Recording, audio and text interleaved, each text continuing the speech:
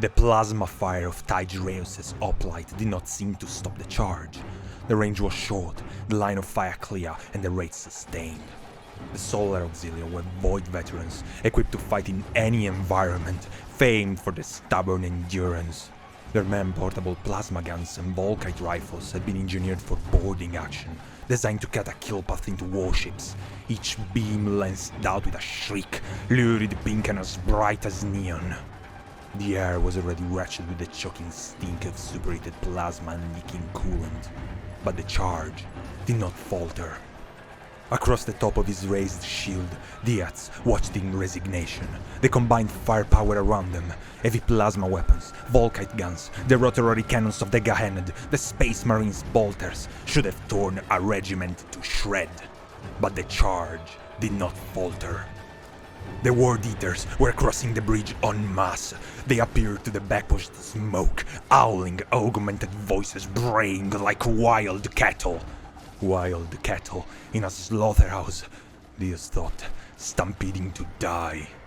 There was the most exquisite streak of pain at the heart of every war cry, like a vein of pure agony running through the booming rage. They were massive, they seemed, even to Diaz. Bigger than legionaries, like the feral Traitory and his brothers had killed in that water-chock thoroughfare. They were bounding and galloping, some propelling themselves on all four like great apes. They were lumbering ogres in size and movement, but their speed was shocking. The wave of white armor spewed across the bridge like a horizontal avalanche. Some still wore the eye-horned crest and roaring sarum visors that distinguished the 12th, but many had passed through the recognizable form of legionaries and had become hulking, hunchbacked monsters, bareheaded and insane. Eyes and brows had receded, jaws had extended and swelled, mouths had become the screaming maws of saltwater reptiles, of cave bears, of giant carnivorous ocean fish. Blood ran from stretched lips, foam and spittle flew from hooked teeth and exposed gums. Beaded strands of hair and cranial cables whipped and shivered behind their heads in writhing manes. They brandished chain blades, executioner's axes, spiked maul, mace as forks or cleavers. Among them came other horrors, being an everborn spawn that ran like hyenas or tutted like biped goats and rams, lupid hybrid of man and ether, scarring vermin that dripped blood and oozed warblight. Flocks of winged things following the mass, flopping overhead or swooping across the gully beside the bridge. Some were half-feathered, half-flayed, the size of vultures cawing like crows. Others were small, fluttering in clouds, with frayed moth wings or iridescent pinions that beat rapidly and buzzed.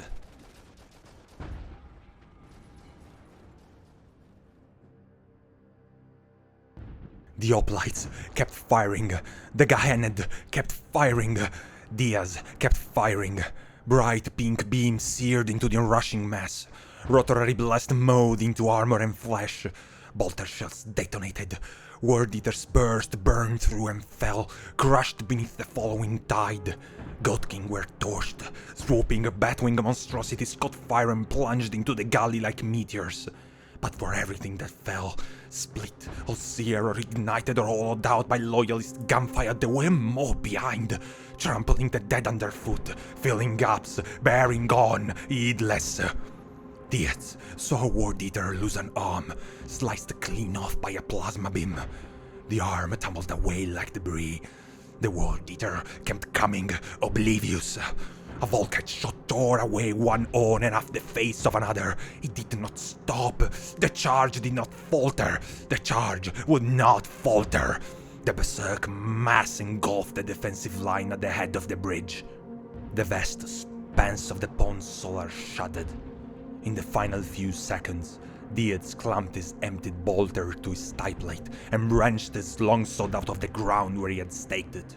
He screamed a war cry of his legion, but he was drowned out by the howling and the mass collision. From the moment the charge began, time had seemed to speed up. Diaz noticed that, as he gripped his blade and hoisted his shield.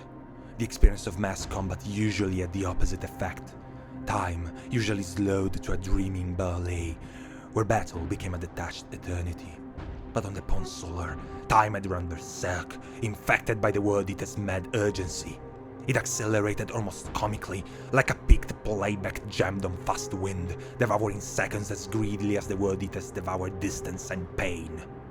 Time ate itself, gorging on moments with a maniacal appetite that matched the World Eater's deranged hunger to reach and obliterate their prey.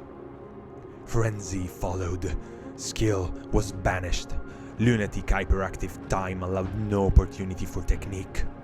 Camba Diaz was strong, as strong as any Imperial fist.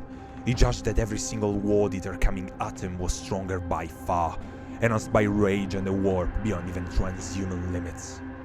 His only real weapon of value was his mindset, the heritage of the Seventh, the unquestioning, indoctrinated will to stand and deny. That focus kept him planted like a rock.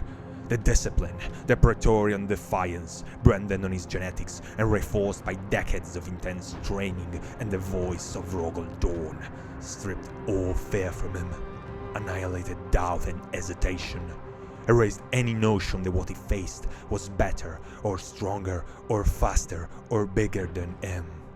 The mindset fixed him. It anchored him like extreme gravity. It locked Belumel and Tigreus too. It pinned them in place, though time around them had unhinged and become a psychotic blur that permitted no skill.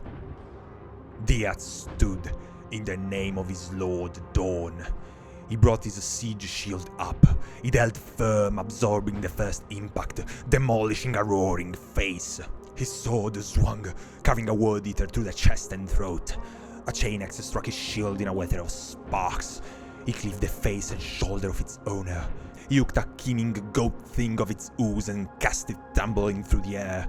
Blood sprayed, torn meat spattered, in the name of his lord Dawn. His shield smashed a World Eater aside so hard it broke neckbones. His longsword speared into a howling maw, punching through the back of the skull. It tore free to cheek and ear and mastoid and occipital bone. Metal fragments spalled, glittering. A falx tore a chunk off his vambrace. A blade cut his ribs. He took a head off his shoulder and sent it spinning like a ball. A piece of severed horn bounced off his visor. He broke a World Eater's jaw with his shield rim and gutted him as he staggered aside. He split a head down to the lower teeth in the name of his lord Dawn.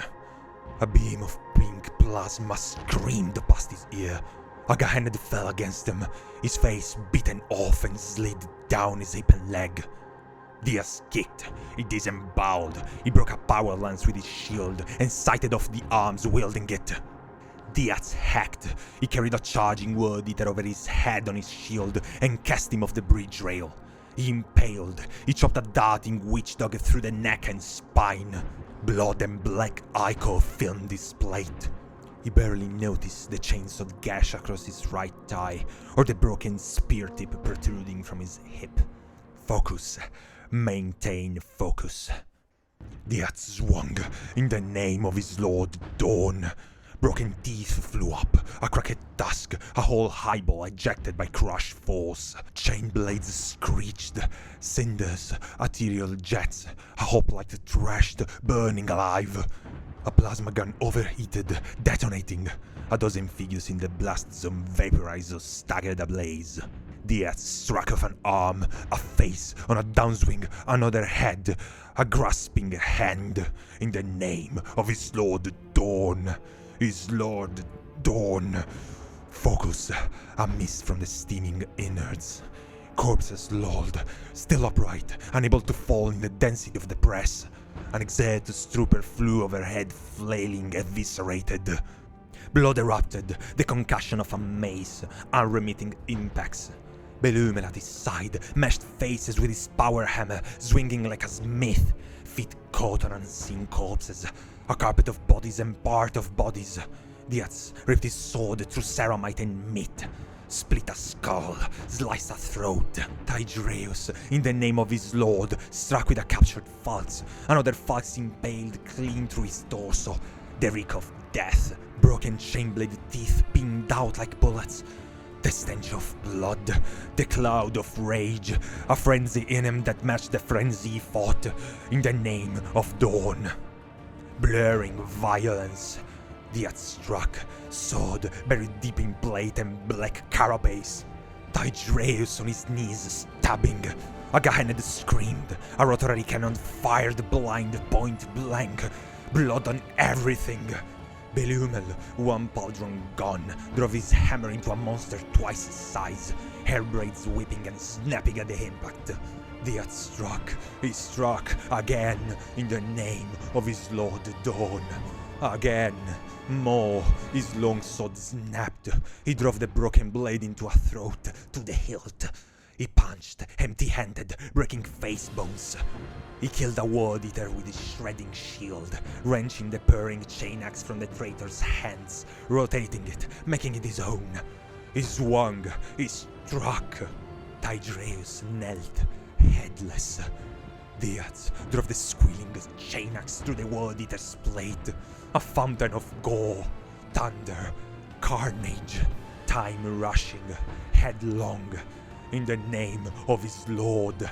Blood flying, bone snapping, flesh tearing, impacts, collapses, swinging, striking, pinned, the name of dawn. Frenzy, glory, Diaz, smoke blind, blood blind, striking again. Camba Diaz thrusting, cutting, gutting, striking, slaying in the name of his Lord Dawn, pinned, unmoving, unmovable.